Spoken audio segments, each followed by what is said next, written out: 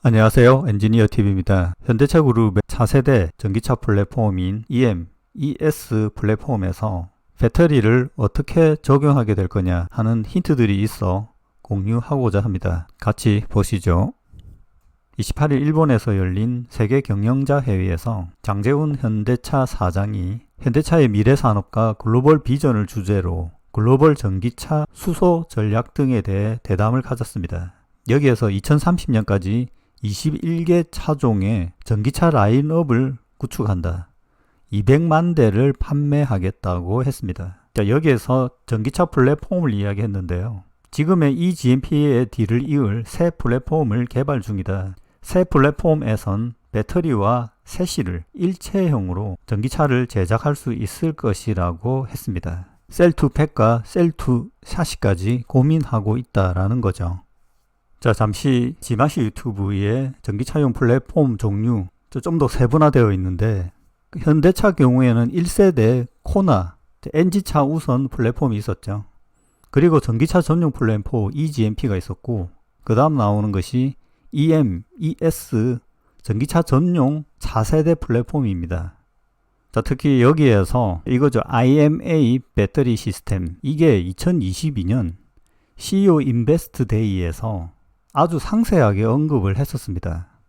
현대자동차 통합 모듈형 아키텍처 IMA를 발표했고 IMA를 기반한 최초의 모델은 2025년에 출시될 예정이었습니다. 지금 약간 연기가 되었는데 현대는 여기에서 IMA가 세시뿐 아니라 배터리 시스템과 모터도 표준화할 것이라고 밝혔습니다. 자, 이때 셀2팩 접근 방식을 적용한다. 자, 그렇게 표준화된 배터리 팩 9개 유형과 차량 전체 라인업에 표준화된 전기 모터 5개를 설계한다 라고 했었습니다. 자, 2022년에 어느 정도 완성되어 있던 계획이 25년까지 진행되고 있었고요. 지금 일부 수정이 되고 있겠죠. 처음 계획대로 100% 되는 것은 아니기 때문에 이때 셀2팩을 이야기했고 장재훈 사장은 더 나아가 셀2샤시까지 하겠다 라고 이야기한 겁니다. 자, 그러면 여기에 적합한 배터리를 지정해야겠죠. 자, 이때도 보면 파우치, 프리스매틱, 각형을 동시에 쓰겠다라고 했었는데요. 근데 실제 파우치 셀만 대부분 썼습니다. 각형은 CATL 거를 잠깐 썼었죠. 배터리 팩 유형이 총 9가지가 있으며 전압 시스템은 800V와 400V가 있습니다. 800V 시스템이 EM 6가지고 특수 목적 차량을 위한 400V 시스템을 위한 ES 3가지 유형이 있다. 비용에 민감한 애플리케이션을 위해서는 LFP 배터리를 쓰고 자, NCM도 있겠죠. 미드 니켈 같은 거. 그리고 하이 니켈 퍼포먼스 버전의 NCM도 있다. 양극재도 한 3가지 정도로 나누어져 있죠. 이때 전고체도 언급했는데 2030년 출시 계획이다. 전반적인 방향은 에너지 밀도를 21년부터 30년까지 50%를 높이고 비용은 40%를 낮출 것이다. 그리고 충전 시간은 계속 단축해야 되는 것이죠. 여기에 배터리 플랫폼은 셀2팩, C2P를 넘어 셀2 플레임, 일명 셀을 구조적 요소로 세시에 직접 장착하는 셀2 프레임 시스템도 고려 중이라고 밝혔습니다. 자, 22년에 계획된 내용들이 지금 어떻게 진행되고 있는가, 이런 부분에 대한 힌트들이 하나 둘씩 나오고 있습니다. 자, 신차가 출시되기 때문에 거기에 들어간 정보들이 하나 둘씩 나오게 되죠. 자, 24년 1월에 제네시스 GV80 26년 전기차로 나오는데 여기에 전기차 전용 플레임 EM이 적용될 것이다 라고 했습니다. 자, 25년 상반기 프로토타입 모델을 제작해 성능 품질을 시험하고 26년에 양산에 돌입하는 일정입니다. 자, 차세대 플랫폼 EM을 적용하는 전기차는 GV80 그리고 대형 전기 SUV GV90입니다. 자, EM의 통합 모듈러 아키텍처 IMA를 도입한다. 자, 앞부분에 설명드린 부분이죠. 이 부분이 GV80, 90에 장착되는 겁니다. 자, EV 플랫폼 전기차는 최대 113.2kWh 대용량 배터리 탑재를 목표로 개발이 진행 중입니다.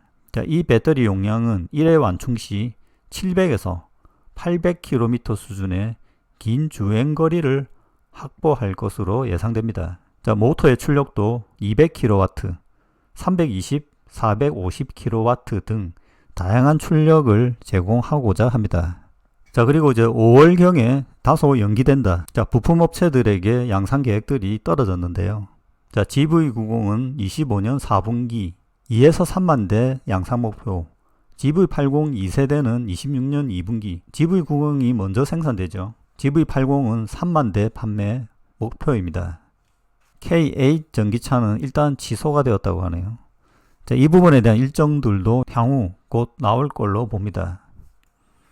자, 앞부분 설명했지만 거의 파우치지 않습니까? 그죠? LG엔솔, SK온. SK온이 가장 큰 배터리 공급 업체인데 여기에 이제 26년 제네시스 GV90 삼성 SDI 각형이 들어있죠. 이게 EM 플랫폼에 들어가는 겁니다. 자, 그러면 EM 플랫폼은 각형 위주인가? 아니면 파우치도 같이 쓰는 것인가? 자, 이 부분은 알 수는 없지만 EM 배터리 플랫폼의 첫 케이스는 각형이다 라는 겁니다. 자, 최근 10월 다시 나왔죠. 현대차 GV90에 삼성 SDI 배터리가 실린다. 자, 중요한 핵심 포인트는 각형이 필요하다라는 겁니다. 현재 프로젝트는 상당 수준 진척이 돼 배터리를 어디서 얼마나 생산할지 양산 계획까지 수립된 것으로 파악된다. 자, 앞부분 표로 보여드렸죠. GV90은 현대차가 26년 1분기 출시를 계획하고 있고 4세대 플래그십 전기 SUV이다. 자, 여기에 2세대 전기차 전용 플랫폼 EM을 사용하는 첫 모델이다 라는 겁니다. 그리고 배터리는 각형이죠.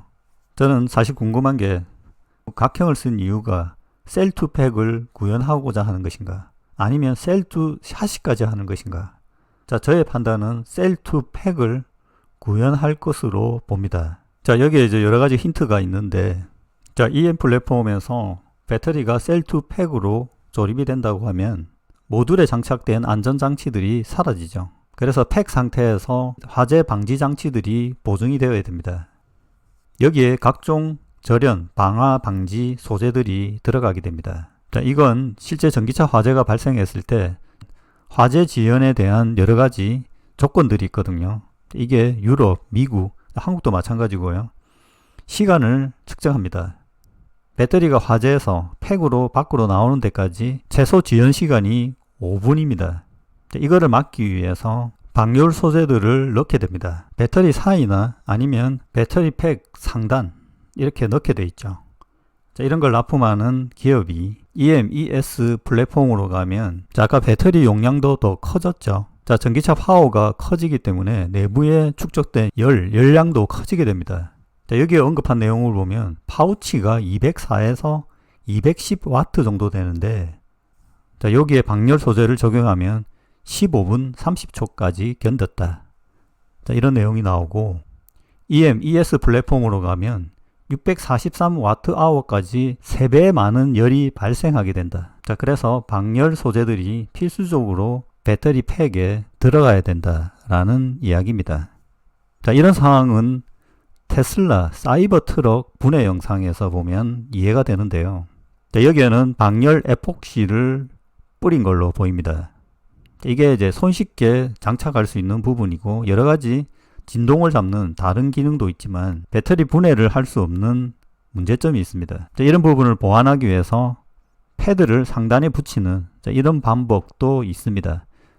현대 EM 플랫폼이 어떤 방법을 쓰는지는 아직 확인이 되지는 않았지만, 현대차의 EM 플랫폼은 셀2팩을 적용하고 방열 소재까지 접목하는, 자, 이런 구조로 되지 않을까 추정을 합니다.